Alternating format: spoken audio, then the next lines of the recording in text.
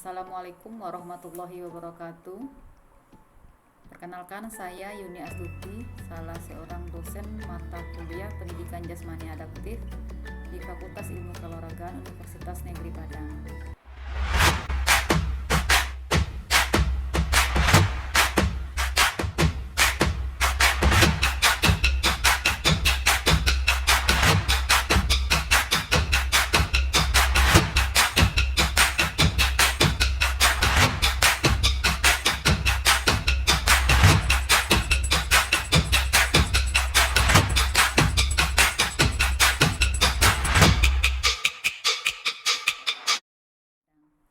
Baiklah saudara mahasiswa semuanya, sekarang kita sudah masuk pada pertemuan 7 dengan topik yaitu penjas adaptif bagi anak tunarungu.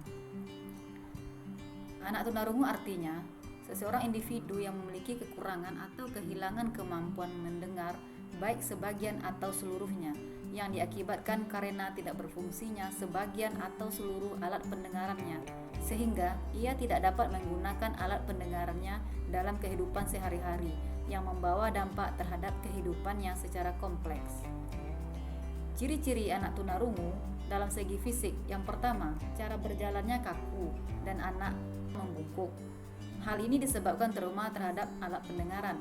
Yang kedua, gerakan matanya cepat, agak beringas. Hal ini menunjukkan bahwa ia ingin menangkap keadaan yang ada di sekelilingnya. Yang ketiga, gerakan kaki dan tangannya sangat cepat atau kidal. Hal tersebut tampak dalam mengadakan komunikasi dengan gerak isyarat. Yang keempat, pernafasannya pendek dan agak terganggu. Yang kedua, ciri-ciri khas dari segi intelijensinya. Intelijensi merupakan faktor yang sangat penting dalam belajar, meskipun di samping itu ada faktor-faktor lain yang dapat diabaikan.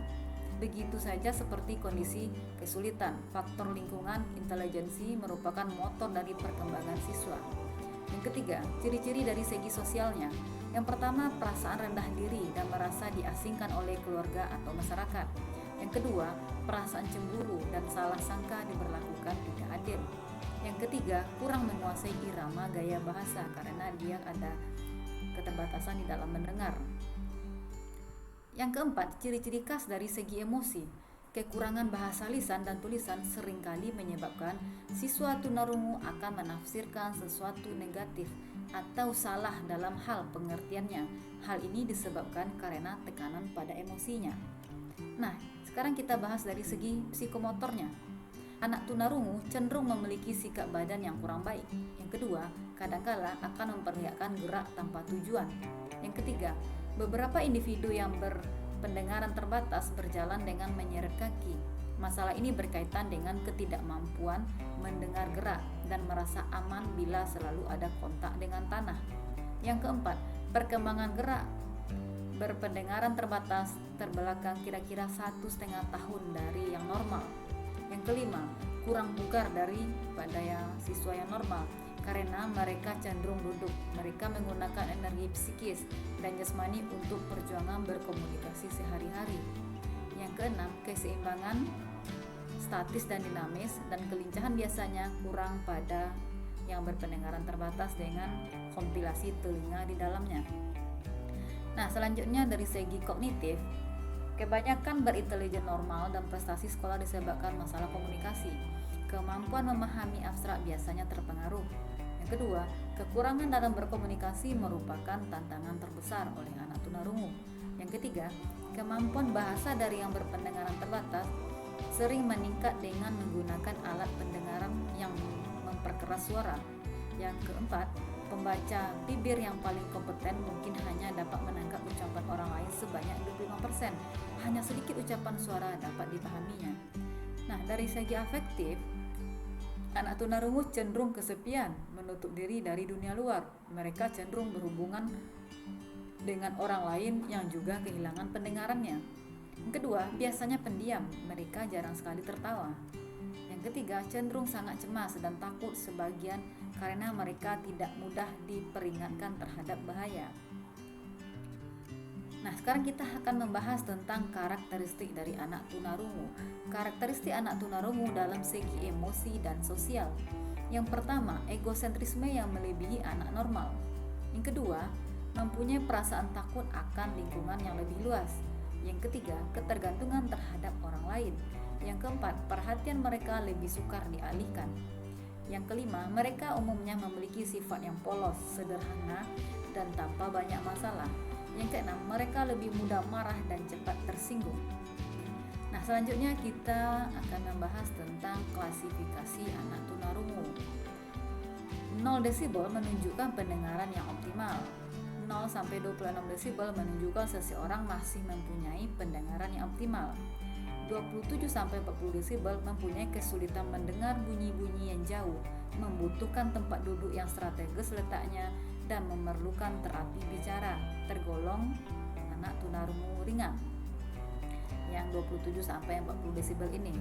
Selanjutnya yang 41 sampai 55 desibel mengerti dengan bahasa percakapan tetapi tidak dapat mengikuti diskusi kelas, membutuhkan alat bantu dengar dan terapi bicara, tergolong kepada anak tunarungu sedang. Jadi anak tunarungu ini masih bisa mendengarkan suara yang keras. Yang selanjutnya 56 sampai 70 desibel hanya bisa mendengar suara dari jarak yang dekat, masih punya sisa pendengaran untuk belajar bahasa dan bicara dengan menggunakan alat bantu dengar serta dengan cara yang khusus, tergolong tunarungu berat. Ini sudah memiliki tingkatnya sulit untuk mendengar bunyi-bunyian walaupun bunyi itu terkeras. Selanjutnya 71 sampai 90 desibel hanya bisa mendengar bunyi yang sangat dekat, kadang-kadang dianggap tuli, membutuhkan pendidikan khusus yang intensif, membutuhkan alat bantu dengar dan latihan bicara secara khusus. Hal ini tergolong kepada anak tunarungu berat apabila klasifikasinya 71 sampai 90 desibel. Yang 91 desibel ke atas mungkin sadar akan adanya bunyi atau suara dan getaran, banyak tergantung pada penglihatan daripada pendengaran. Untuk itu, proses menerima informasi dan yang bersangkutan dianggap tuli, tergolong kepada tunarungu berat sekali. Ini sangat sulit dan tidak bisa mendengar bunyi sedikit pun. Nah, aktivitas penjas yang dapat dilakukan untuk anak tunarungu ini, yang pertama harus menggunakan indera. Gunakan indera lain untuk instruksional, contohnya indera mata. Berikan bantuan khusus dalam menggunakan bantuan visual seperti papan pengumuman, kita tuliskan instruksi apa yang akan kita berikan. Kemudian papan tulis, pita video, cermin, dan atau mendemonstrasikan gerakan yang harus dilakukannya. Kemudian gunakan tututan tangan untuk menggunakan kemampuan residualnya. Yang kedua, bila peserta didik tidak memiliki radangan, hindari aktivitas dengan kondisi tempat yang suhunya banyak berubah karena dia tidak peka dengan terhadap perubahan suhu yang terjadi. Yang ketiga, hindari suara yang terlalu banyak dalam ruang, kolam renang atau lapangan bermain. Yang keempat, ajar peserta didik untuk membedakan hubungan ruang melalui gerak, baik pendidikan gerak maupun permainan terstruktur. Yang kelima, berikan model dari sikap statik dan dinamis yang baik. Gunakan cermin dan alat visual lainnya untuk mendorong memiliki sikap tubuh yang baik. Yang keenam, langsung bertindak untuk menyiapkan perilaku yang tidak baik, karena hal itu tidak akan hilang dengan sendirinya. Yang ketujuh, gunakan peserta didik yang normal dan kita sendiri sebagai model. Gunakan umpan balik audiovisual dan cermin sebagai teknik. Secara fisik, dorong peserta didik mengangkat kaki dengan secara lembut, memukul kakinya. Perkuat cara berjalan dengan tidak menyeret kaki sehingga akan ada perubahan yang terjadi di dalam segi psikomotorik anak tunarungu tersebut. Yang delapan, seluruh rentangan perkembangan aktivitas amat penting bagi peserta didik. Tekankan berjalan, lari, lompat, di samping keterampilan koordinasi mata kaki dan mata tangan karena kemampuan tersebut dibutuhkan seumur hidup. Yang kesembilan, berikan aktivitas untuk kekuatan kardiovaskular, kelentukan paling kurang 3 kali per minggu dan manfaatkan semaksimal mungkin bantuan visual tersebut. Yang ke-10, hindari aktivitas memanjat seperti tali, tangga dan perkakas. Latihan kelincahan melibatkan benda lain yang bergerak tidak disarankan karena siswa tidak mampu mendengar suara yang ada datangnya dari luar. Oleh sebab itu, saudara sebagai mahasiswa yang akan mengajar nantinya, calon guru, mana tahu nanti bisa mengajar di sekolah luar biasa yang menemukan anak-anak berkebutuhan khusus, contohnya ini harus paham permainan apa, olahraga apa, kegiatan apa di dalam penjas yang bisa diberikan kepada siswa yang tunarungu tersebut. Karena anak tunarungu ini dia tidak bisa mendengar bunyi dari luar, otomatis setiap permainan yang diberikan harus kita demonstrasikan, harus kita instruksikan, karena dia akan melihat apa instruksi yang kita berikan. Contoh dengan memberikan permainan instruksi mengambil warna bola, otomatis kita pegang bola. Contoh kita mau menyuruh siswa mengambil bola berwarna merah, kita pegang bola merah, kemudian kita instruksikan tujuannya apa. Contoh kita ambil bola harus memindahkan ke dalam kotak. Nah, kita contohkan terlebih dulu, ambil bola berwarna merah, kita masukkan ke dalam kotak, sehingga nanti siswa juga akan bisa mengikuti apa yang kita instruksikan. Bisa juga permainan instruksi dengan menggunakan jari. Contohnya kita suruh dia berkumpul 5 orang atau 10 orang, mereka akan mengikuti instruksi. Karena kalau instruksinya kita sampaikan melalui suara, dia tidak akan mendengar. Karena di sekolah luar biasa biasanya memang anak-anak yang tunarungu itu udah termasuk tunarungu sedang, jadi sedikit sulit mendengarkan instruksi yang kita berikan. Kemudian psikomotoriknya juga terganggu.